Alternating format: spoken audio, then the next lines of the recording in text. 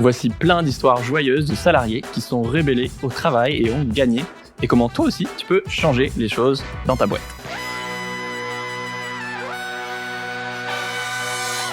Bienvenue dans Sauf de Sens, le podcast qui t'aide à construire une vie et une société plus juste. Aujourd'hui, deuxième épisode avec Nicolas Framont, sociologue et auteur du livre « Vous ne détestez pas le lundi, vous détestez la domination au travail ».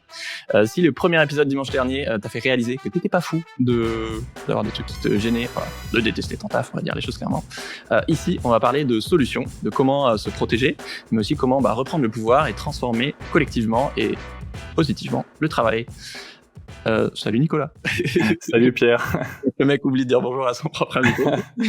Tellement perdu dans ses monologues de présentation. Justement, je te présente en 10 secondes. Tu es sociologue, donc rédac chef de Frustration Magazine, que je vous conseille, et auteur donc du livre, je sais plus comment il s'appelait, Parasite, les millénaires. Parasite, ouais. Parasite. Il y a 2-3 ans, on avait fait une interview, et d'un nouveau livre, Vous ne détestez pas le lundi, vous détestez la domination au travail, pour transformer justement cette souffrance individuelle en analyse collective, qu'en fait, non, il y a un système derrière de domination et on peut changer les choses. À nouveau, avant de parler de solutions, je te propose de lancer l'épisode par une série de questions mitraillettes pour se mettre dans le bain. Je suis prêt. T'es chaud. T'as déjà fait la première salve, donc normalement, ça va. Go. Est-ce que tu préfères un monde sans manager ou un monde sans réunion? Sans manager. C'est quoi ton moyen préféré de résister au travail? L'humour. Ah. Ouais. Genre, je pense qu'en ridiculisant les chefs, même dans leur dos, on les désacralise. Et c'est très important de désacraliser la hiérarchie capitaliste. Je dirais que c'est un premier niveau, évidemment. Ouais. Mais c'est le plus facile à pratiquer. Ouais. T'as un exemple en tête? J'ai déjà été changé de bureau parce que je me marrais trop avec ma collègue. Quand on parlait d'infantilisation à l'épisode précédent, c'était un grand moment d'infantilisation. Mais je pense qu'en fait, notre chef avait l'impression que quand on riait contre elle, tu vois. Alors que c'était pas le cas d'ailleurs. Mais c'est dire comment en fait le rire, ça abîme la légitimité des puissants. Ouais, parce que moi je me dirais peut-être qu'il croit que du coup tu fous rien. Mais non, parce que par ailleurs, on parlait d'efficacité au premier épisode. En fait, c'est ça, c'est toujours les apparences. C'est-à-dire que moi j'étais quelqu'un de très productif, mais évidemment, j'étais pas assez soumis, pas assez sympatoche, quoi. Ouais, oui, non, ça c'est sûr que je pense que t'étais peut-être pas fait pour être dans le salariat classique. Non, je crois pas. Quelle est l'utopie au travail que toi tu rêves de voir exister? Une que j'aimerais vraiment voir en place, c'est le salaire unique pour tous. C'est-à-dire que tout le monde gagne la même chose. Donc j'en parle dans le livre. Globalement, si par exemple en France, dans le secteur privé, tout le monde gagnait la même chose, ça serait le niveau médian. Donc ça serait vers 2007 € net par mois. C'est pas mal. C'est ça le salaire médian? Ouais. Attends. Et c'est beaucoup plus haut que le salaire moyen, forcément. Oui. Non, pardon. Exactement. C'est le moyen. C'est le moyen qui est à 2006-2007. Donc ça, c'est vraiment normal. Ah oui, non, c'est l'inverse, t'as raison. Oui. Voilà. Et le médian, évidemment, il est plus bas. Il est plus bas, il est à peu près, il est un petit peu au-dessus de 2000 maintenant. Donc, si tu veux, la moyenne, c'est, si on répartissait à part égale, on aurait la moyenne. Donc, ça serait vraiment chouette. Et puis, au-delà de ça, les distinctions d'argent, je pense que si on les abolirait, on pourrait vivre vraiment autrement. C'est-à-dire que si tu fais ça, déjà, ceux qui gagnaient mal, gagnent moins bien, et puis, gagnent mieux. Et puis, ceux qui gagnaient énormément, gagnent moins. Et l'argent n'est plus le seul critère de distinction dans la société. Et je pense que ça peut vraiment apaiser la société à plein d'égards. Et au-delà de ça, moi, je trouve que c'est une discussion que j'aime bien avoir. C'est-à-dire qu'en fait, quand tu poses la question du salaire unique, en fait, tu mets à bas toutes ces formes de distinction, toutes ces choses qui fait qu'on justifie les inégalités et qui vraiment, si on creuse, sont pas convaincantes. Et les gens feraient pas les mêmes métiers, clairement. Il y a des secteurs qui, pour le meilleur et pour le pire, il y a beaucoup de bullshit jobs de secteurs pas ouf qui s'effondreraient, mais potentiellement aussi beaucoup de secteurs plus difficile où ça pourrait être essentiel bref, c'est tout un sujet. Effectivement, on avait parlé avec Baptiste Milando que tu dois connaître. Oui. C'était trop bien. J'avais beaucoup aimé son livre sur le sujet, carrément. Ouais. Est-ce que tu as une anecdote où quelqu'un a tenu tête à son chef et ça a marché? J'en ai énormément. Si tu veux par où commencer, je peux faire un calendrier de l'avant. Ouais, j'en aurais énormément, mais globalement, les chefs, ils sont pas habitués à ce qu'on leur dise non, qu'on leur tienne tête. Donc quand ça arrive, si tu veux, en fait, souvent ça marche. C'est pas tant le fait que ça marche pas qui fait qu'on est assujetti, c'est qu'en fait on a peur. C'est cette peur-là qu'il faut combattre parce que vraiment, c'est très rare que ça ne marche pas. C'est tellement inattendu. Ouais, c'est inattendu. Donc Ouais, franchement, je saurais pas t'en citer tellement j'en ai trop qui me viennent en tête, mais des gens qui disent non, je ferai pas ça, c'est mort. Non, je viendrai pas. Non, je me casse. Ouais, il y en a beaucoup. Ouais, bah t'inquiète, j'ai plein d'exemples, donc tant mieux, comme ça tu m'as pas fait doublon. Pour commencer, face aux multiples formes de domination et de souffrance au travail, bah voilà, il y a plein d'exemples hyper inspirants dans le livre que je voudrais aborder justement pour bah voilà, qu'on sorte un peu de cette morosité et qu'on se rende compte qu'en fait, bah il y a plein de gens qui déjà améliorent leur situation au travail, notamment des aides-soignantes épuisées qui ont obtenu des victoires grâce à une grève sauvage. En fait, elles n'ont pas attendu d'avoir le feu vert d'un syndicat. Elles ont occupé un espace symbolique. Elles ont alerté la presse locale. Ça a fait son petit bruit. Et en fait, c'est écrit, c'est pas tellement la grève qui a changé les choses. Voilà, c'est l'effet de surprise et la solidarité du personnel, quoi. Ouais, l'effet de surprise, il est très important. C'est-à-dire qu'en fait, voilà, pour établir un rapport de force au travail, le terme rapport de force, c'est voilà, qu'est-ce qui fait que ton interlocuteur il va écouter tes doléances ou pas. Ouais. Bah, si tu veux, il y a plusieurs moyens. Donc il y a effectivement le prendre au portefeuille, etc. Mais il y a aussi voilà créer de l'incertitude. Tu vois, quand tu mets de la surprise, en fait les choses se passent pas comme prévu. Donc ça crée un de l'urgence. panique, ça crée de l'urgence. Exactement. Il faut un peu retourner leurs armes contre eux. Hein. C'est-à-dire que toi, tu crées de l'urgence, tu prends le lead, hein, comme ils disent, sur l'agenda. Ouais. Et là, bah, t'obtiens des choses un peu par victoire par chaos, en quelque sorte, quoi. Donc, faut pas sous-estimer l'effet de surprise. Voilà, faut être stratégique. La stratégie joue énormément. Ah ouais, je voulais en parler après tellement ça me semble essentiel. Ouais. Dans le livre, il y a plein d'exemples de rébellions dont j'avais jamais entendu parler, donc à nouveau, je peux vous en partager un maximum. Par exemple, dans une grande boîte, il y a une équipe qui a boycotté les indicateurs internes, où ils ont décidé collectivement de plus remplir donc ces fameux KPI. Donc les tableaux de suivi parfois absurdes, et du coup ils mettaient n'importe quoi, et en fait la boîte a fini par arrêter de les utiliser parce que ils savaient pas qu'ils le faisaient, mais en fait ils comprenaient pas pourquoi ils avaient des indicateurs qui voulaient plus dire grand chose, et du coup ils ont juste arrêté, quoi. C'est du sabotage d'indicateurs, quoi. Eh bah, tu vois, le sabotage, là aussi, hein, un autre mode d'action qui est complètement oublié. Et en fait, pourtant, il y a énormément de gens qui y ont recours. Sauf que, voilà, ils vont pas forcément le politiser. C'est pas une stratégie qui est encouragée par les syndicats. Il n'y a pas que le sabotage de je sais pas, de machines d'usine ou de pipeline, quoi. Oui, voilà. Quand on pense sabotage, le mot, il a une connotation vraiment spectaculaire. C'est vraiment faire exploser des trucs. En fait, le sabotage, initialement, ça vient aussi du terme sabot, traîner des sabots, tu vois. Donc, en fait, déjà, le sabotage, c'est en faire le moins possible, ou en tout cas, pas se donner à fond. Voilà, c'est une première chose. Et puis ensuite, il y a pas respecter les règles, c'est la désobéissance. Et ça, bah, il y a ça, si tu veux. Donc, effectivement, c'est intéressant cet exemple, parce qu'en fait, quand t'as des audits comme ça, où en fait tout repose sur est-ce que les gens vont bien remplir les indicateurs comme il faut, bah si tu les remplis pas ou que tu les fausses, en fait au bout d'un moment l'indicateur il marche plus. Et en fait c'est bien parce que les indicateurs comme ça, les KPI, toutes ces choses, c'est des méthodes de contrôle, c'est des méthodes de contrôle sur le travail qui sont utiles pour les actionnaires, mais qui sont pas utiles pour les salariés. Souvent ça nous fait perdre du temps. Des fois tu passes un temps fou.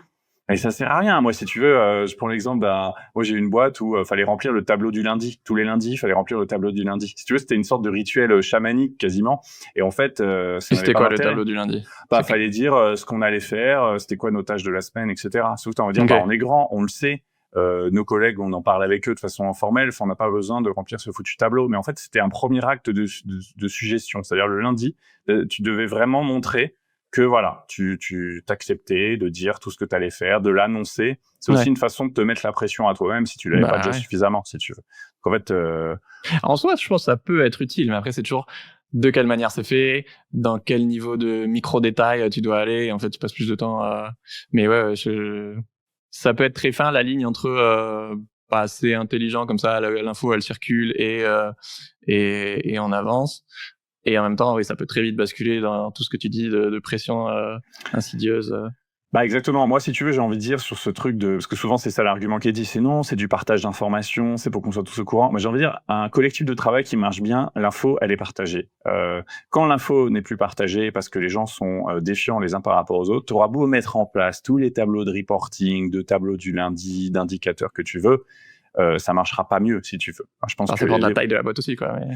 Oui, ça dépend de la taille de la boîte, si tu veux. Mais moi, j'ai tendance à penser qu'en fait, plus tu formalises le travail, moi, je suspecte la formalisation du travail d'être avant tout une formalisation du contrôle, une technique de contrôle, plus qu'une véritable envie de partage des informations. D'autant qu'on sait qu'il y a plein d'informations qui, elles, ne sont pas partagées quand elles viennent d'en haut. Est-ce que les chefs remplissent aussi leur tableau du lundi? C'est ça la question. Et souvent, non, tu vois. Un autre exemple, dans une usine, il y a un chef qui humilie un ouvrier qui se venge intelligemment, on va dire. Donc c'est un salarié qui était expert de sa machine, qui fait exprès pour se venger de faire une erreur très technique, voilà, qui est invisible, sauf pour les experts comme lui. Et en fait, la production a été perturbée pendant plusieurs jours, et tous les autres ouvriers étaient au courant, mais ils le dénonçaient pas parce que ils trouvaient ça abusé, la manière dont il avait été humilié. Et en fait, ce chef donc il avait humilié, du coup, il était discrédité par la direction parce que sa prod était complètement à l'arrêt. Et du coup, c'était une sorte d'erreur sans preuve. En fait, tout le monde savait, mais voilà, il y avait ce soutien et du coup de sabotage indirect, et du coup cette alliance silencieuse, quoi. Ouais, c'est intéressant comme exemple, parce que tu vois bien qu'en fait, s'il y avait pas, voilà, là c'est le rôle important de la solidarité, c'est-à-dire qu'en fait toute action, elle doit être faite le plus collectivement possible, parce que c'est ça qui va faire que tu te protèges en faisant ça. Si tu veux, si t'es stigmatisé, que t'es tout seul dans ton coin, ton sabotage, il va vite être éventé. Donc en fait, la cohésion de l'équipe, elle est essentielle pour obtenir un rapport de force, justement. Il y a un autre exemple, ça, si tu as des détails, j'aimerais trop savoir, d'une entreprise où il y avait un chef toxique, et du coup, les salariés ont commencé à mettre des tracts satiriques qui se moquaient de ce chef dans les toilettes, à la cafette, avec des blagues, des photos détournées, des citations absurdes. Et en fait, la direction était tellement gênée par l'ambiance qui devenait pourrie qu'ils ont fini par muter ce chef, quoi. Tu vois, ce qui est fou, c'est que c'est très rare en fait que les directions elles changent la chaîne hiérarchique. On en parlait à l'épisode précédent, je crois, le fait que t'as beau avoir des enquêtes pour harcèlement, etc. C'est très rare que des chefs soient déplacés. Et là, t'as un chef qui est déplacé parce que il est tourné en ridicule. Voilà, tu vois, le rôle de l'humour, c'est-à-dire qu'en fait l'humour, ça désacralise. Avant toutes ces révolutions, t'as toujours eu de l'humour et des satires contre les chefs, contre les rois, contre les empereurs, si tu veux, et ça a toujours été très mal vécu, à juste titre, parce que c'est une désacralisation, parce qu'en fait toute sa fonction magique du chef, son côté respectable, inattaquable, elle est attaquée par l'humour. Et l'humour, en plus, c'est intéressant comme mode d'action, parce que c'est difficilement, si tu veux, c'est difficilement punissable. Ouais. Tu vois, oui, c'est dur à contrer. Et puis comment s'en prendre à l'humour, tu passes pour un imbécile, tu vois, ou quelqu'un de susceptible. Et puis si t'es pas pris au sérieux, forcément les N+2 ils sont là, mec, tes salariés te respectent pas. Exactement. Un des axes que tu défends, c'est de réduire la hiérarchie, notamment quand elle est inutile, donc voire de la supprimer quand c'est pertinent ou possible, avec des coopératives ou des collectifs autogérés. Il y avait une histoire d'un manager violent où en fait les salariés ont réussi à faire en sorte qu'il se barre, en refusant ses ordres, en court-circuitant ses décisions, en alertant ses supérieurs évidemment de quel point il était toxique, et en l'isolant. Et au final, du coup, le manager s'est barré. Donc un peu l'inverse de quand d'habitude tes N+1 font tout pour que tu te barres pour pas payer ton chômage. Et là, pendant plusieurs semaines, en fait, il a pas été remplacé. Et en fait, l'équipe fonctionnait mieux en se répartissant les tâches et les décisions. Et en fait, il dit c'était incroyable, tout tournait mieux sans lui, quoi. Le mec absolument, empêchait de le bon fonctionnement. Là, je crois que cet exemple, c'était dans la métallurgie d'art, mais la métallurgie quand même. Donc, tu vois, des professions ouvriers, etc. Et en fait, l'ouvrier qui me racontait ça, il me disait à quel point ça avait été un moment de grâce, quoi, où en fait, enfin, tu peux te dire les choses, tu peux gérer tes plannings toi-même. Et en fait, l'expérience de pensée, moi, sur les chefs, si tu veux, moi, j'ai tendance à dire qu'il y a un surplus hiérarchique qui est vraiment dommageable, qui est d'ailleurs dommageable pour les conditions de travail. Et puis, sur le plan socio-économique, c'est une aberration, si tu veux. Enfin, je pense que dans une économie post-capitaliste, il faudra de toute façon moins de hiérarchie. La hiérarchie, ça coûte cher, ça fait perdre du temps, etc. Faut mettre en avant notre autonomie en tant qu'adulte, quoi.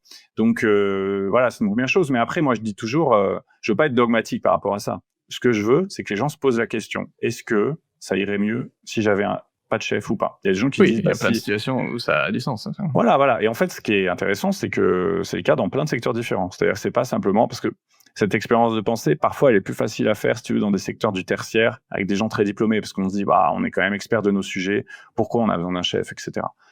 Mais en fait, tu vois, dans cet exemple, c'était dans la métallurgie, en fait, les gars, ils savaient ce qu'ils avaient à faire. Pourquoi? Ils savaient quels étaient les délais de commande. Ils avaient besoin de personne pour leur dire. Voilà. Autre exemple, c'est un copain qui travaille qui est infirmier à l'hôpital public. Ou à l'hôpital public, pareil, il y a une inflation de cadres de santé. C'est vraiment très important. C'est à l'hôpital public, il y a il y a une baisse des postes essentiels, que ce soit médecin ou surtout aide-soignante, infirmière, etc. Mais par contre, il y a une inflation des cadres de bureaucratisation. santé. Bureaucratisation, etc. Et en fait, lui, il me disait, c'est fou parce qu'il y a des trucs comme, par exemple, le planning. Le planning dans l'hospitalier, c'est essentiel parce qu'en fait, il y a des horaires très décalés, il faut qu'il y ait tout le temps des gens et tout. Mais il disait, mais si on gérait collectivement le planning, on aurait moins d'erreurs qu'actuellement. C'est centralisé par une personne qui se trompe tout le temps, qui ne demande pas l'avis aux gens, ça crée des tensions pas possibles dans l'équipe. Lui, il dit, si vraiment, une fois par semaine, on se posait et que voilà, on disait, bah voilà, moi, j'ai besoin de ça parce que j'ai mon gosse, machin et tout, on arriverait à des résultats meilleurs. Donc, je trouve que c'est des expériences de pensée qu'il faut s'autoriser à avoir, encore une fois. Ah ouais, plus sois ma sœur, elle est urgentiste et forcément, le nombre de fois où tu te dépannes les uns les autres, pour une raison X ou Y, et ouais, ça peut bloquer avec l'administration au-dessus, là, mais... Absolument, oui, c'est ça. En fait, eux, ils sont prêts à changer leurs trucs si besoin. Mais non, faut passer par le niveau suivant, faut attendre une réponse, faut attendre une validation. Alors qu'en fait, ça irait beaucoup plus vite. En plus, je veux dire, si tu veux, moi, les technologies sont de notre côté, hein. On a énormément d'outils maintenant de collaboration en ligne, etc., de calendrier partagé. Enfin, si tu veux, c'est plus une seule personne qui a un grand cahier comme ça, mis sous clé dans son bureau. On peut tout à fait s'organiser par nous-mêmes. On a quasi tous des smartphones. Enfin, je veux dire, faut voir le bon côté des choses, quoi.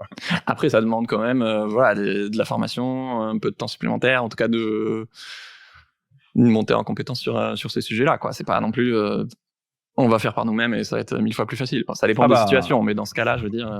Tu vois, ça pose évidemment plein de questions de comment on s'organise. Effectivement, ça nécessite du temps, etc. Mais moi, ma conviction, c'est qu'en fait, à la fin, c'est du temps gagné. En tout cas, c'est du temps libre que tu auras en plus de pas avoir résoudre des conflits. Enfin, oui, pareil, expérience de pensée.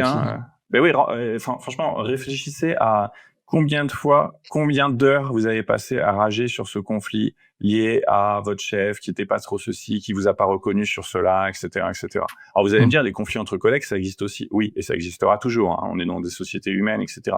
Mais vraiment, la nature des conflits hiérarchiques, c'est que tu peux pas les régler parce qu'en fait, ton chef, ce sera toujours lui qui aura le dernier mot. Donc en fait, il pourra t'imposer des trucs injustes. Alors qu'un collègue, bah, tu pourras quand même lui faire entendre raison. Il y a un rapport d'égalité qui fait que les conflits sont plus faciles à résoudre. Ouais, complètement. Le message numéro 1 du livre, pour moi, c'est que le travail, ça peut être un outil de contrôle. Et donc, en fait, reprendre le contrôle sur le travail, c'est reprendre le contrôle sur la société. Et pour moi, je trouve ça hyper intéressant dans cet épisode, de vous montrer que ça peut prendre 1000 et une formes de reprendre le pouvoir au travail. Voilà, il n'y a pas que les grèves ou le syndicalisme, même si évidemment, ça marche très bien et beaucoup mieux que ce qu'on croit. Et on en a besoin. J'ai l'impression que le niveau 0, c'est de créer des groupes de parole. Déjà, partager nos mauvaises expériences entre collaborateurs, entre collègues, et qu'ensuite, par exemple, ça permet de soutenir publiquement en groupe, je sais pas, quelqu'un qui se fait harceler ou ceux qui sont toujours les plus vulnérables, ou il y en a par exemple qui vont toujours à 2 aux entretiens RH et qu'en fait ça rééquilibre vachement la balance. Quel conseil t'aurais à donner pour commencer à s'organiser pour celles et ceux qui nous écoutent? Est-ce que c'est ça des collectifs de libération du travail? Oui, tu vois, d'écoute. En gros, t'as raison de dire que si tu veux, le syndicalisme et les grèves, c'est honnêtement ce qui marche le mieux. C'est-à-dire que en termes de résultats, c'est même le ministère du Travail qui le dit, hein, les entreprises où il y a eu des conflits avec des grèves obtiennent beaucoup plus d'accords favorables aux salariés des entreprises où il n'y en a pas eu.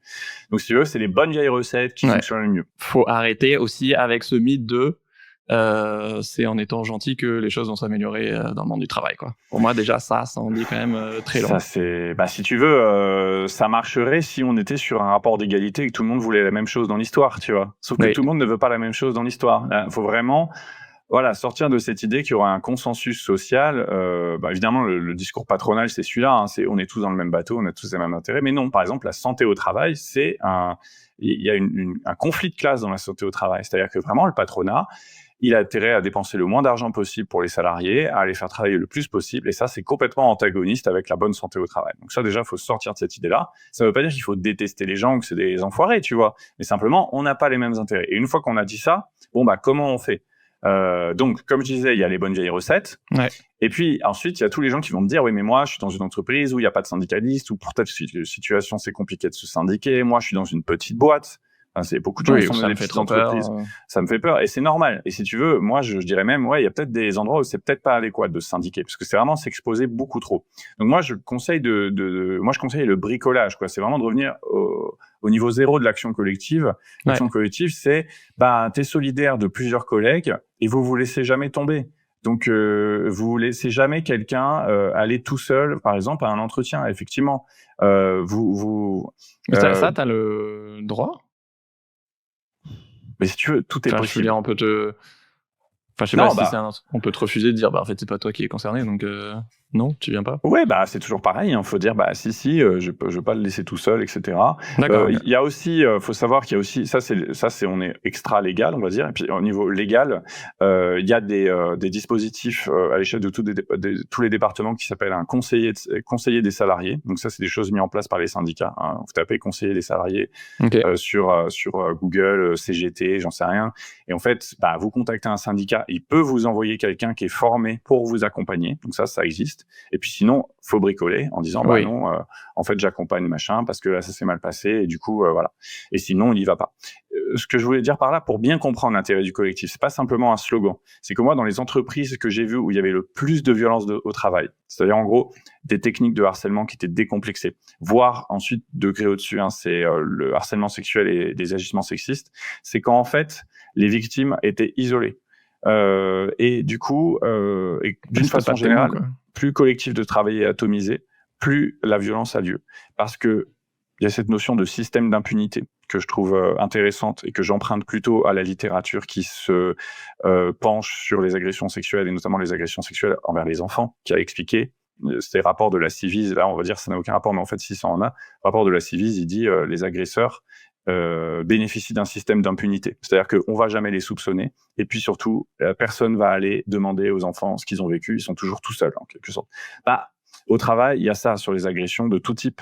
C'est-à-dire que si tu es isolé, ça crée un système d'impunité. Donc en fait, ce qu'il faut, c'est briser les systèmes d'impunité. Il faut que les personnes n'aient pas intérêt à la violence, que le recours à la violence soit quelque chose qui leur fasse perdre, qui potentiellement puisse leur nuire, quoi. Donc ça, c'est le degré zéro, c'est être uni, être solidaire, s'intéresser à ce que vivent les autres, comment tu te sens, comment va ton dos, enfin voilà. Et tout ça, évidemment, c'est très répandu. Hein. Là, je parle d'un truc qui existe. Ouais. Moi, j'appelle à le développer, à vraiment en faire une vraie culture, quoi. Ouais. Mais donc, au-delà, je veux dire, de poser des questions ou de parler plus, de prendre des nouvelles des gens, au tout début, c'est quoi? C'est tu crées un groupe WhatsApp, une cellule d'écoute, tous les mercredis, on va boire un verre pour se raconter.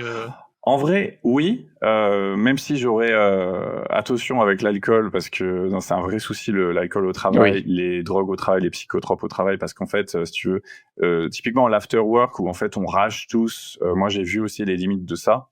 Donc je dirais même, c'est plutôt sur la pause déjeuner et tout, une discussion bien sérieuse sur où on en est, comment on se sent, etc. Vraiment, je dis ça parce que les afterwork, tout le monde le fait. Et en fait, t'as ce truc de, tu rumines, tu détestes, tu es sur un registre très émotionnel et l'alcool n'aide pas. Oui. Et j'en parle parce que depuis 10 ans, la proportion de gens qui consomment de la drogue au travail a augmenté de 107%. Donc ça, c'est c'est énorme. Hein. C'est vraiment l'héritage de Macron, ça. Hein. C'est-à-dire que 107%. C'est énorme. Donc, et la consommation d'alcool, ça reste un souci. Donc, c'est pour ça que je dis plutôt sur des temps sans alcool. Ouais. Voilà, faut voir ça comme un groupe de parole. Voilà, ça, c'est le degré zéro. Donc, c'est un peu ce que je propose dans le... Est-ce que tu le partages l'info informellement ou est-ce que... Je sais pas, moi j'aurais peur que ce soit écrit dans un groupe WhatsApp ou qu'il y ait des preuves écrites et en même temps, tu as le droit de faire... un pot pour discuter, quoi. Mais... T'as droit si tu veux. Mais effectivement, c'est plus risqué. Oui, moi j'encourage toujours la clandestinité en quelque sorte, c'est-à-dire le bouche à oreille, parce qu'en fait, je sais bien que les hiérarchies sont horripilées par ce genre de trucs, qui disent non, si vous voulez qu'on parle, on peut le faire pendant les temps de réunion du lundi, si tu veux. Enfin, t'as toujours cette pseudo-naïveté. T'as besoin des trucs en non-mixité, ça concerne pas que les femmes par rapport aux mecs, c'est aussi les salariés par rapport en non-mixité hiérarchique, hein, c'est ça, c'est essentiel. C'est là qu'on va pouvoir vraiment se dire les choses, tu vois. Donc oui, comment dire, Ok. faut pas se limiter. Moi, j'encourage aussi à pas se limiter à ce que le droit du travail permet. D'autant que le droit du travail est de plus en plus faible. Donc il y a encore des droits syndicaux, on peut encore créer une section syndicale, il y a encore le droit de retrait, il y a encore des choses qui arrivent. Hein. Donc évidemment que le droit c'est un outil important, mais il faut pas que notre imagination elle soit bornée par le droit. Le droit, il y a plein de choses qui nous interdit pas non plus de faire. Donc se réunir entre collègues en marge de la pause déjeuner pour discuter de nos soucis, mais faites-le. Hein, franchement, rien ne vous en empêche. Hein. Et est-ce que là, en termes de... Parce que justement, là, le but, c'est de partager un max d'idées, mais justement, j'aime trop cette idée que tu dis, faut pas se limiter à ça. Il y a un côté très créatif, en fait, mais c'est exactement les mêmes réflexions qu'il y a dans le militantisme écolo. Voilà, on est trop prévisible, faut être disruptif, faut faire des micro-actions de désobéissance civile, décentralisées, etc. Est-ce que tu aurais d'autres idées plus créatives, plus de premiers pas, en tout cas, pour... voilà, commencer à s'organiser au sein de son organisation, déjà juste pour faire un état des lieux, éventuellement pour commencer à mener des petites actions, que ce soit l'humour, que ce soit une hotline ou d'autres choses auxquelles j'aurais pas pensé. Moi, je dirais que ce qui est intéressant, avant de commencer l'action, c'est d'être le plus informé possible. Il faut vraiment avoir une analyse de la situation. Donc, par exemple, moi, j'encourage les gens à s'intéresser à qui gagne combien, à aller consulter les informations fiscales et comptables qui existent sur leur entreprise ou leur association. Ça existe. Sur Frustration, on a fait un tuto là-dessus parce qu'en fait, il y a énormément de données publiques, mais elles sont dures à exploiter. Donc, on a fait un tuto expliquant comment tu peux aller retrouver les données de ton entreprise, etc. On pourrait le mettre dans les ressources parce que on l'a vraiment fait pour ça. Parce qu'en fait, il faut être informé justement pour pas se laisser berner par les discours, notamment les discours sur le manque de moyens, si tu veux. Donc, faut être très au courant de comment ça se passe, c'est quoi les résultats de l'entreprise, qui gagne combien. Donc, je dirais faire de l'information dans un premier temps, être le plus informel possible. Et ensuite, faire l'état des lieux de la situation. Moi, je trouve que le côté faire des enquêtes soi-même, tu vois, c'est-à-dire c'est quoi la situation, notamment sur le plan de la santé au travail. Il existe énormément de questionnaires en ligne que tu peux envoyer, pareil, toujours informellement à tes collègues. Tu les transmets d'un truc à l'autre. Évidemment qu'on n'a pas le droit forcément d'utiliser l'intranet de l'entreprise, par exemple, pour faire passer des trucs comme ça. Mais tu as le droit d'envoyer un mail à un collègue en lui disant « Tiens, on a fait un petit questionnaire en ligne sur comment on se sent, c'est quoi notre amplitude horaire en ce moment, etc. » Voilà, je dirais des actions d'information comme ça. C'est déjà très subversif de faire ça, puisqu'en fait, encore une fois, le management contemporain, il se repose sur l'atomisation, sur des discours faux, sur des exagérations, etc., sur des mensonges. Ou alors eux-mêmes font leurs propres indicateurs. Ça, dans beaucoup de boîtes, maintenant, il y a des cabinets qui font des indicateurs avec des baromètres de la santé au travail. Et en fait, bizarrement, ils obtiennent des bons résultats. Et moi qui contre-expertise ces baromètres, je vois bien à quel point les questions sont biaisées, dans quelles conditions elles sont posées, les questions qui ne sont pas posées aussi. Donc voilà, je dirais commencer par ça. Et puis ensuite, ne pas hésiter à rêver grand, quoi. C'est-à-dire, tu vois, à quoi on sert, comment on pourrait mieux travailler, qu'est-ce qu'on pourrait améliorer, est-ce qu'on a besoin de chefs? C'est toujours une question que je trouve intéressante de poser. Est-ce qu'on ne devrait pas être tous payés pareil? Autre question intéressante à poser. Est-ce qu'on pourrait pas travailler moins? Voilà. Des choses comme ça. Parenthèse sur tout ce double épisode, pour moi, ça vient vraiment pas d'une haine du monde du travail ou je sais pas quoi. J'adore mon taf et je pense que le taf, ça peut être trop bien pour s'épanouir, etc. Bien sûr, ça dépend de tes conditions de travail et du travail en question. Mais il y a un moment, c'est qu'est-ce qui est juste, en fait, et de quels sont tes droits et comment est-ce qu'on peut améliorer les choses et qu'est-ce qui est révoltant et qui est pas normal. C'est pas de la haine aveugle, de juste... parce que ton boss il est il y a sûrement des gens qui nous écoutent qui sont patrons, qui sont managers, etc. et voilà, donc de l'autre côté aussi tu peux faire changer les choses pour les gens que t'encadres, etc. C'est pas de l'idéologie binaire, voilà. Non, moi je suis d'autant plus tranquille pour en parler que j'ai eu beaucoup d'entretiens avec des managers, parce que c'était aussi quand on fait des enquêtes dans des entreprises, on voit toute la chaîne hiérarchique, et j'en vois aussi beaucoup en souffrance, qui sont pas contents de la façon dont les choses se passent, qui sont pas contents de ce qu'on leur fait faire. Ils sont en sandwich, quoi. Qui sont pris entre deux feux, qui ont un conflit de loyauté, qui aimeraient, qui se sentent isolés aussi, parce qu'en fait, quand ils ont été promus, ils se sont trouvés, ils font plus partie du collectif de travail, ils peuvent plus blaguer avec les autres, ils sont obligés de tenir un rôle, mais en même temps, ils sont pas vraiment intégrés au collectif de hiérarchique. Donc, si tu veux, il y a toute une chaîne hiérarchique qui, pour moi, en fait, a les mêmes intérêts que les autres, quoi. Tous les managers proximité que j'ai pu rencontrer, en fait, ils subissent aussi la situation. D'ailleurs, souvent, ils se font vachement licencier quand il y a des réorganisations. Ouais. Donc, moi, je dirais, non, moi, tu vois, mon approche, elle est, quand je dis anti-patronal, c'est anti-grand patronal. Moi, j'encourage tous les gens qui sont en position hiérarchique, qui veulent changer les choses. Donc ça, c'est vraiment important. Et au-delà de ça, sur la question du travail, c'est pas un livre anti-travail, si tu veux. Moi, je trouve que le travail est indispensable à la vie en société, c'est-à-dire produire des biens et des services pour les autres. Voilà, à tout moment. C'est noble. Voilà, c'est noble, c'est important. On a besoin d'une certaine division du travail. Enfin, sauf si on revient vraiment à des sociétés très très peu développées sur le plan économique et scientifique, admettons. Mais c'est pas mon souhait. C'est quand même dur d'être agriculteur, médecin et. Ah carrément. Non, mais tu sais que c'est important qu'on en parle parce que moi j'ai beaucoup de gens qui me disent pourquoi ton livre est pas contre le travail. Je suis là, parce qu'en fait, parce que quand ils disent contre le travail, c'est qu'on fasse un peu tout. Alors moi je suis là, les gars, vous sous-estimez en fait la complexité de notre organisation sociale, pas seulement capitaliste, mais rien qu'un réseau d'eau potable. Pour qu'il existe, il faut qu'il y ait des gens qui soient spécialisés, qui sachent où sont les conduites, comment ça marche, qui soient qualifiés pour ça. Si tu veux. Non, c'est faux. On pourra pas tous se diviser toutes ces tâches et être un jour agent des eaux, un jour agent de nettoyage, un jour médecin, un jour.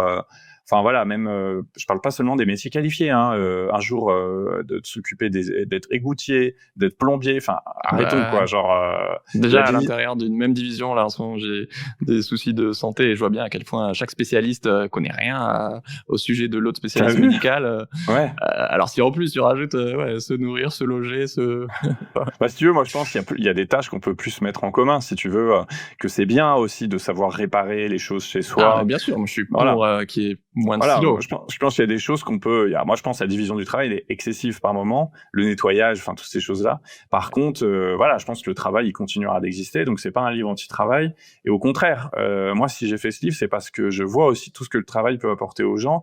Et moi-même, maintenant, j'ai essayé avec mon magazine qu'on fasse une organisation du travail qui correspond le plus possible à nos valeurs, la plus saine possible. Et on y expérimente plein de choses qui fonctionnent. Une autonomie totale sur le plan horaire, une absence totale de hiérarchie, la rémunération égale. Tout ça, on le pratique à Frustration Magazine. Alors après, on n'est que 5, donc c'est facile. On peut nous dire, oui, c'est facile à votre échelle. Oui, j'admets. Et puis, on verra comment ça marche. Mais pour l'instant, ça se passe bien. Et honnêtement, mon rapport au travail actuel, moi, il est enchanté, si tu veux. Et puis il y a plein de boîtes de 5 où ça se passe pas très bien.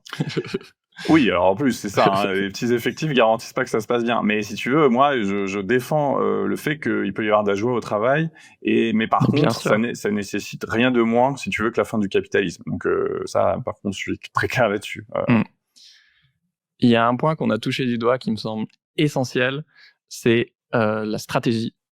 Comme dans le militantisme en fait, où souvent tu vas avoir un momentum de départ avec un collectif qui se crée et qui fait potentiellement une première action et en face ça va jouer la montre pour que tu te fatigues, ça va diviser pour mieux régner, ça va saper d'une manière ou d'une autre. Et en fait tu peux avoir les meilleures intentions du monde, le nombre, la justice, plein de choses.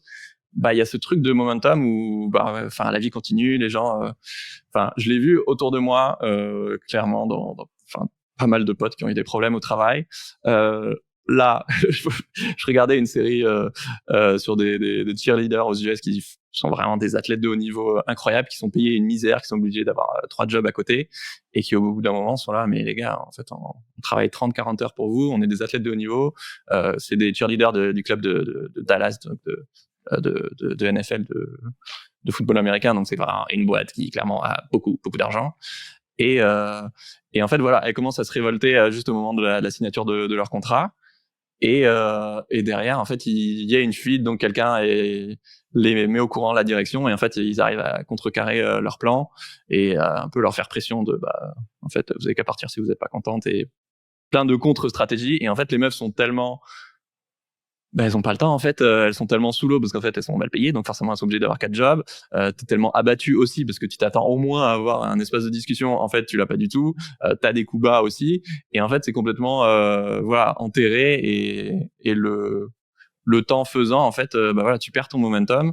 Et alors, leur énorme chance, c'est que forcément, c'est une série Netflix, donc ça avait déjà fait un peu de bad buzz la première saison de savoir qu'elles étaient vraiment payées une misère, alors que, enfin voilà, elles travaillent énormément, qu'elles sont sélectionnées avec parmi les meilleurs du pays, etc.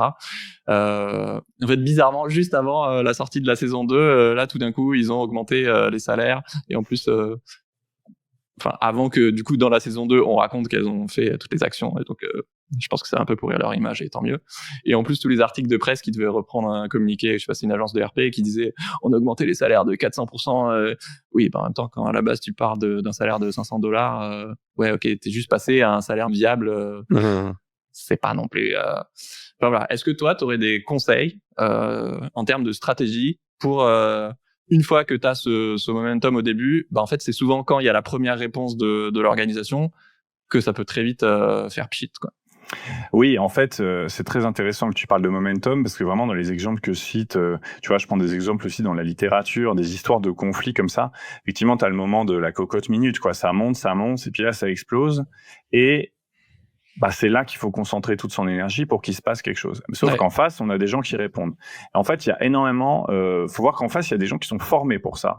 C'est-à-dire que vraiment, les DRH, les responsables des relations sociales dans les groupes et tout, c'est des gens qui sont formés à tout ce qui est gérer les relations avec les syndicats, avec les gens impliqués, etc. Et ils ont des stratégies, et ils apprennent des stratégies. Voilà, comment tu vas essayer de viser les gens les plus raisonnables, c'est-à-dire les plus modérés, et t'adresser uniquement à eux pour décrédibiliser ceux qui vont être plus exigeants ou radicaux, etc. Voilà. Ça, on le voit aussi en politique, c'est toujours comme ça que ça se passe.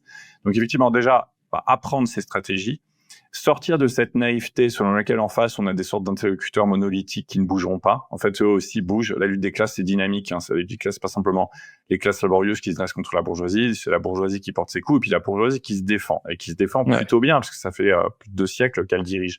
Et il y a une méconnaissance énorme de toutes les petites ou grandes victoires qui existent. Moi, c'est un truc qui me Alors, en plus, c'est ça. Je dirais, il faut apprendre des victoires. Forcément, elles sont pas hyper visibilisées par la presse dominante. Donc, en fait, c'est ça. Au moment de ce momentum, c'est se préparer aux réponses qui vont être apportées. Ça, je pense, c'est très important. Envisager plusieurs scénarios. Envisager plusieurs scénarios. Il y a une réponse, il y a 2 types de réponses principales, moi, que j'ai vues. C'est la fermeté, entre guillemets, donc une réponse qui est répressive, c'est-à-dire jamais on parle, puis voilà ce qui va se passer, etc. Ou une réponse qui est la fausse ouverture. La fausse ouverture, elle est très récurrente. Et ça, c'est un gros piège. Macron a été spécialiste, après le mouvement des Gilets jaunes, il a lancé le grand débat national. Clairement, il a cassé un momentum qui était insurrectionnel, plutôt que, il s'est concentré, il y a eu de la répression, mais pas que. Il a dit, vous allez mal, on va faire un grand débat, il joue la montre, du coup il y a une suspension, les gens se disent quand même on va voir ce que ça va donner. Il y a des cahiers de doléances, donc les gens ils peuvent remplir leurs cahiers, etc. Macron il va en bras de chemise, il a des discussions avec tout le monde, les gens ils se disent quand même, il a l'air de prendre soin du truc, etc. À la fin il n'en est rien ressorti. Il y a eu aussi la convention citoyenne sur le climat. L'élection du Premier ministre. Après, non, c'est les JO, désolé, c'est pas le moment. En fait, et au final, voilà. C'est des gens, ils sont gardiens du temps, donc cette notion de temps est très importante. Donc, tu vois, les fausses ouvertures que ton adversaire va déployer, c'est vraiment être capable de les refuser, ce qui est une position difficile. Quand quelqu'un dit, on va se poser pour discuter, en fait, il faut continuer c'est-à-dire... tu discutes, mais tu désarmes pas, quoi. Ce qui se passe souvent, c'est que j'ai vu dans beaucoup de conflits syndicaux, à partir du moment où il y a discussion, tout le monde désarme, quoi. C'est-à-dire, t'arrêtes la grève, t'arrêtes l'occupation de ton lieu de travail. Tu laisses le lead sur l'agenda, quoi. C'est qui dicte l'agenda. Et là, souvent, en plus, tu perds la force du nombre parce que, si tu veux, les puissants, tu peux pas faire grève pendant des mois non plus. T'as des gens, ils ont une famille à payer, à nourrir. Ouais, mais si tu veux, ça, les grèves longues, ça s'organise aussi par des caisses de grève, etc. Les grèves dont je parlais dans le premier épisode des femmes de chambre des différents hôtels, ça a duré des mois et des mois, alors que c'est vraiment des gens qui gagnent une misère. Donc, c'est plus facile si on peut avoir une grève la plus courte possible, t'as plus de chances de gagner. Oui, c'est-à-dire que t'es content si l'autre dit, arrêtez votre grève, on va discuter, tu te dis, ok, on arrête. Mais sauf que ce qui se passe, c'est que là, du coup, tu perds le rapport de force, tu perds le nombre, t'envoies un petit nombre de représentants face à un grand nombre de puissants dans une pièce. Et là, souvent, ce qui se passe, c'est que tu t'as perdu ton rapport de force. Donc, en fait, la discussion n'aboutit pas. Donc, si tu veux, c'est comment t'acceptes la discussion, parce que c'est dur de refuser une discussion, tout en conservant le rapport de force. Voilà, c'est un exemple de stratégie, par exemple, pour ne pas perdre le momentum. Comment tu fais durer ce momentum? Ça, c'est très important. Ouais. Et je veux dire, j'ai pas de réponse Non, mais ça, c'est un bon stéréotypée. exemple. C'est un peu ça. Et pourquoi, si tu veux, pourquoi les gens ils lâchent à ce moment-là? C'est encore une fois parce qu'on est des bons élèves, quoi. On a vraiment été bien formatés par notre système éducatif. Et dans le fond, même les gens aussi radicaux que moi, ils ont toujours au fond d'eux l'espoir qu'en face, il va y avoir des gens avec un petit cœur qui bat, qui vont lâcher. Et moi, je t'assure que dès que ça fait longtemps que j'ai pas fait de mission d'expertise, je fais surtout de la formation maintenant, mais quand je viens et que je présente en comité social et économique un rapport très alarmiste sur la santé au travail, j'ai quand même cet espoir qu'en face, ils vont être là. Ah ouais, vous avez raison, ces objectifs, ça va pas, on va revoir notre copie. En fait, non, ça ne marche pas. Ou alors, ils vont dire, oui, bah, on en reparlera ultérieurement. Ils essaient de casser le momentum. Ils disent, on va pas en parler maintenant, quand tout le monde est bien chaud. On va faire une commission pour en parler plus tard et il y aura des suites. Voilà, tu vois, ils font ça tout le temps.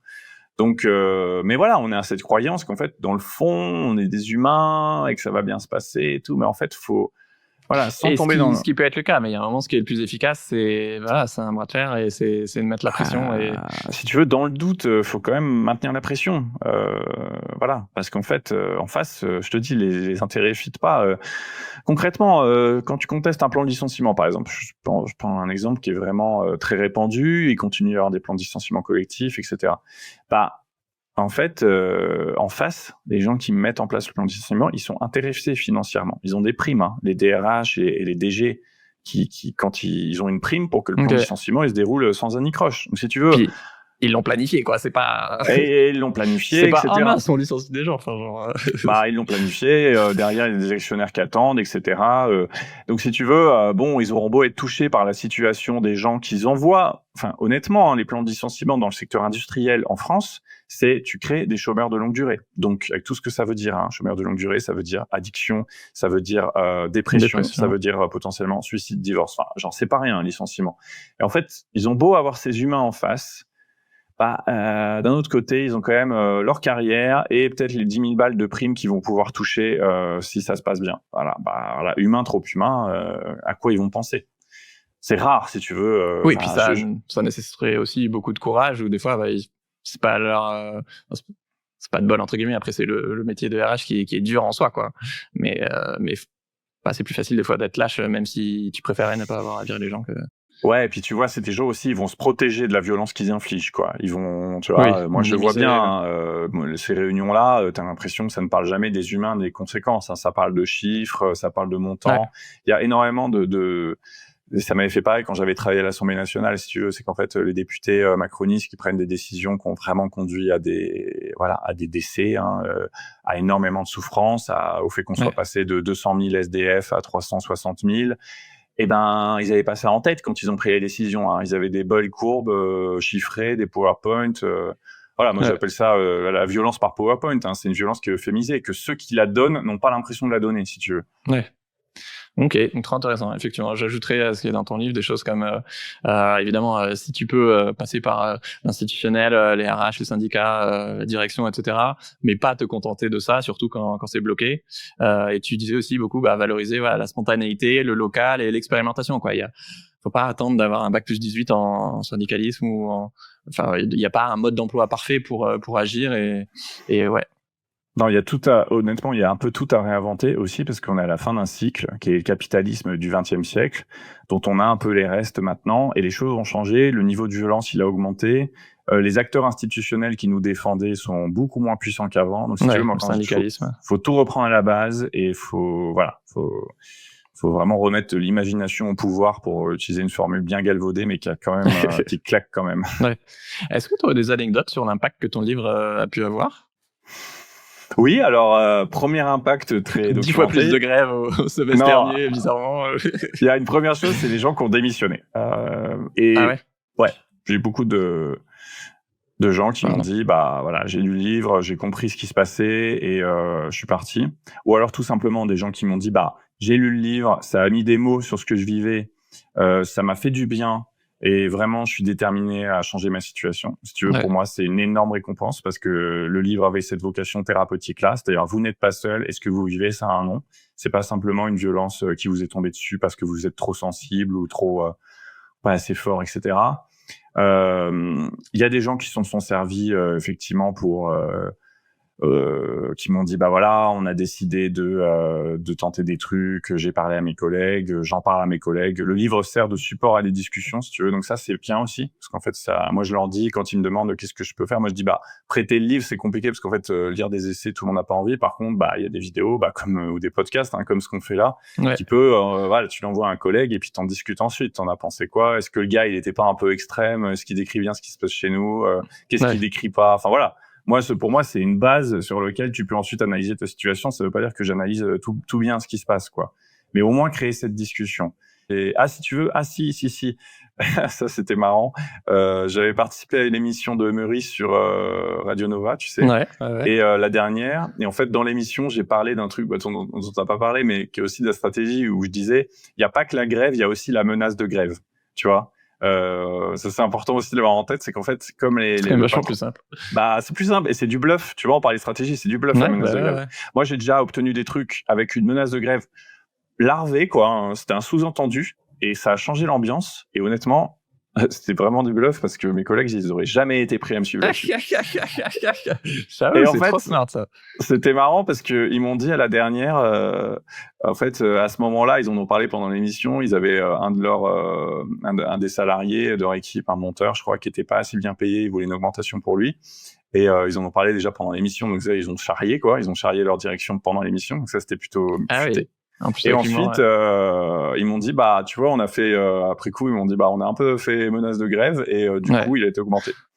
J'avais envie d'apporter une mini nuance sur, bah là, on a parlé de violences extrêmes, même si elles sont malheureusement très, très répandues. Je pense qu'il y a plein de situations où tu peux bien kiffer ton taf et il y a quand même des petites violences, des petites micro-agressions plus ou moins importantes, que ce soit effectivement des remarques sexistes, que ce soit je sais pas, moi dans le SS, il y a plein de gens où au début des projets, on te promet d'être associé et on le pense sincèrement, et en fait, comme on l'a jamais écrit dans un contrat, mais en fait, toi tu gardes ça en tête, et en fait la situation elle évolue, et voilà. Et c'est pas des trucs mal intentionnés, c'est pas des connards, c'est pas un système institutionnel, etc.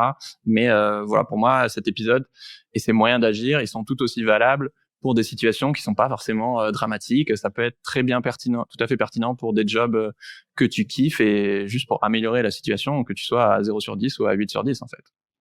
C'est hyper important ce que tu dis. Il y a un continuum de violence, effectivement. C'est pareil sur les violences sexuelles et sexistes. Hein. Ça part de petits trucs où il y a pas matière à, tu te dis, il y a pas matière à monter en pression, mais ça contribue à une atmosphère. Et moi, c'est pareil, depuis que, tu sais que c'est marrant, depuis qu'à Frustration, on travaille dans cette ambiance où, très égalitaire, et où on respecte énormément la parole des uns et des autres, et on essaie d'avoir des rapports respectueux avec tout le monde. Et vraiment, en fait, le fait d'avoir des rapports respectueux, c'est-à-dire des relations de qualité, faites d'intérêt sincère pour l'autre, de faire attention à jamais prendre l'autre comme un moyen, mais comme une fin, enfin, bah, ça nous a rendu très exigeants. Et du coup, les gens avec qui on peut travailler, nous, c'est devenu vraiment un critère. Quand quelqu'un est très sec, tu vois, par mail, les mails ni bonjour ni merde, la passive agressivité, tu vois, la passive agressivité au travail. Je déteste ça. C'est horrible, hein. Tu sais, les fameuses expressions sauf erreur de ma part. Eh ben, ça, c'est un débat que j'ai vu sur LinkedIn il y a pas longtemps. Moi, je le dis. Mais je le dis sincèrement, genre et du coup, j'étais la merde. En fait, il y a plein de gens qui trouvent ça. En fait, c'est-à-dire que souvent, c'est utilisé quand la personne sait très bien qu'il n'y a pas eu d'erreur de sa part. Tu vois ce que je veux dire? Oui. C'est-à-dire, il y a une utilisation. Est-ce que je me mens à moi-même? Il faut que je me pose la question. Regarde. Ça dépend des situations. Parce que par moment, tu te dis vraiment, est-ce que je me suis trompé? Est-ce que j'ai pas vu passer un truc? Mais en fait, souvent, c'est une façon de dire, je sais bien que je me suis pas trompé, je sais bien que c'est toi qui t'es trompé. Fais bien ton travail, Michel. Voilà, exactement. Et donc, en fait, ces situations-là, moi, je crois vraiment que quand je dis qu'il y a une culture de la violence au travail et qu'elle s'est répandue, c'est que vraiment, c'est comme si dans le travail, c'était autorisé de mal se parler. Que voilà, et souvent c'est stimulé par ça, par le sentiment d'urgence, par ce truc très égocentrique de dire je suis débordé, j'ai pas le temps de faire des formules de politesse, de demander aux gens comment ils vont, etc. Mais comme dit une copine, c'est bon, on n'opère pas tous des bébés à cœur ouvert. J'aime bien cette expression parce que c'est une façon redescend, mec, tu vois, genre c'est rare qu'il y ait une situation qui justifie que t'aies pas 2 secondes de ton temps à accorder pour être sympathique et pour prendre en considération la personne que t'as en face de toi, tu vois. C'est très rare. Souvent, c'est une excuse qu'on se donne avec cette culture de j'ai trop de taf, je cours partout, donc je peux mal parler à quelqu'un, gueuler, etc. Non, c'est non. En fait, jamais. Enfin, il y a des trucs comme ça. Moi, plus jamais j'accepte que quelqu'un élève la voix en parlant ou me réponde hyper sèchement, etc. Ouais. Et puis de faire ça dans des situations qui sont pas très graves, bah ça crée un muscle, un entretien où déjà ça rééquilibre un peu le rapport de force, ça peut aider les gens à se remettre en question des fois sur des angles morts qu'ils avaient. Enfin, je sais pas, je sais pas si vous êtes passé en coopérative finalement ou pas encore. Non, on est toujours en association parce que en fait manque de temps pour faire toutes les démarches, mais l'idée c'est bien de passer en coopérative pour avoir la garantie de ce statut. Ouais, j'imagine que toi en créant ce climat-là, il y a des moments où on t'a fait des reproches et tu t'es pas forcément et tu te dis ah ouais c'est vrai je pourrais améliorer les choses là-dessus et j'avais pas forcément pensé et aussi autour de vous ça peut inspirer les gens pour qui sont dans des situations potentiellement plus graves ou le jour où ça arrive du coup d'avoir déjà créé ces liens-là, ces mécanismes-là, cette éducation-là aussi de ok comment est-ce qu'on peut améliorer les choses quoi. Non mais c'est une éducation à l'égalité, tu vois. Par exemple un truc moi auquel j'ai dû faire attention, c'est que ayant été dans des cultures professionnelles hyper où le soupçon était tout le temps là, où en fait on est tout le temps en train de surveiller que t'aies bien fait ton travail, etc. Moi j'avais un peu ce truc de demander à mes collègues, du coup, quand est-ce que tu penses que tu pourras sortir ça, est-ce que et t'en es où là-dessus et tout. Et en fait ça vient d'une absence de confiance. C'est-à-dire qu'en fait on présuppose souvent, ça c'est tout un discours aussi politique et médiatique qu'en fait la plupart des gens ne pensent qu'à glander et que si tu leur mets pas la pression, tu n'auras pas le travail attendu. Alors, il y a des gens, encore une fois, moi je suis pas dans un truc bisounours, hein. Il y a des gens qui sont pas très productifs au travail, voire même il y a des tirs au flanc, ça existe et tout. Mais moi, si tu veux, j'ai pas envie de me baser sur ces cas-là pour gérer mes rapports humains au travail. Moi, je pense qu'il faut présupposer la confiance, quoi. Faut avoir confiance et à partir de là, s'il y a des situations qui viennent pas, là on intervient. Mais avant tout, présupposer la confiance. Et puis quand tu vois que ça rentre pas, essayer de comprendre. Mais si tu veux aussi, voilà, c'est des trucs culturels. Avoir confiance, c'est quelque chose qui nous est pas forcément enseigné. Et puis aussi être compréhensif, mais sincèrement, c'est-à-dire se dire quelqu'un qui taffe mal, il y a des raisons à ça. C'est pas simplement de la mauvaise volonté ou que la personne veut te nuire personnellement. Oui, peut-être plus compliqué que ce que tu crois, quoi. Il ou elle n'y trouve pas son compte pour tout un tas de raisons et on peut trouver la solution ensemble en fait. Mais si tu t'amènes le problème de façon très agressive, la personne elle va pas être en confiance, elle va pas te dire ce qui va pas vraiment et il y a un rapport de force qui va s'instaurer entre vous et c'est mort quoi. Ok. Et pour finir, pourquoi ça te tient à cœur toi de faire tout ça? Moi j'ai un sentiment de gâchis en fait, je crois. Tu vois, j'ai un sentiment de gâchis de ce que l'humain se retrouve à faire par rapport à ce qu'il pourrait faire, tu vois. Ouais, tu vois, je pense que tu vois ça aussi. Évidemment que je pense qu'un indice... Ça me fait un pincement au cœur de ouf. C'est le mot parfait. Tu vois, je pense qu'on le ressent vraiment dans des périodes comme ça de difficultés climatiques. Tu te dis, putain... il y aurait tellement à faire pour déjà limiter l'impact de notre économie sur l'évolution du climat et s'adapter à cette évolution du climat, c'est-à-dire réfléchir à comment on fait face à ces phénomènes climatiques, comment on s'entraide, comment on construit différemment. Et en fait, tu vois que tout continue comme avant parce que le capitalisme n'est pas calibré pour se poser ces questions-là. Ouais. Et c'est un peu désespérant, mais pas désespérant de l'humain, désespérant pour l'humain. Tu vois ce que je veux dire?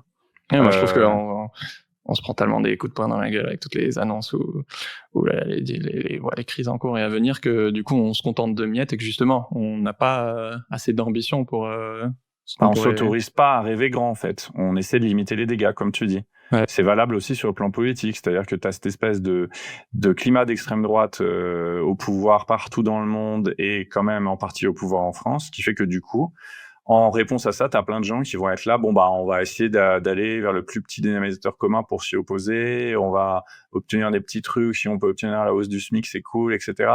Moi, tu vois, j'ai aussi fait ce livre pour que on s'autorise à rêver grand sur beaucoup de questions, mais dont le travail. C'est-à-dire qu'en fait, moi, je pense que il faut rien de moins que... il faut élargir la fenêtre d'Overton à gauche, ça c'est quand même le but de tout mon travail. Et élargir la fenêtre d'Overton à gauche, c'est pas courir derrière la droite en essayant de proposer des trucs un peu moins pires, c'est vraiment l'élargir, c'est remettre dans le débat public des revendications. Moi, quand je remets dans le débat public la revendication de salaire unique, c'est pas de façon dogmatique en disant faut absolument y aller avec ça de vrai, c'est autorisons-nous à penser cette question-là.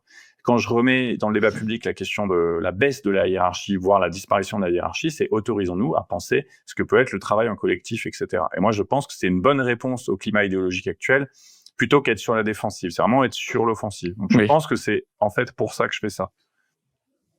Trop bien. Merci Nicolas pour ce deuxième épisode ultra stimulant. Merci Pierre, c'était chouette. Si vous avez aimé, parlez-en à vos collègues, pourquoi pas à votre chef ou à vos potes en burn-out.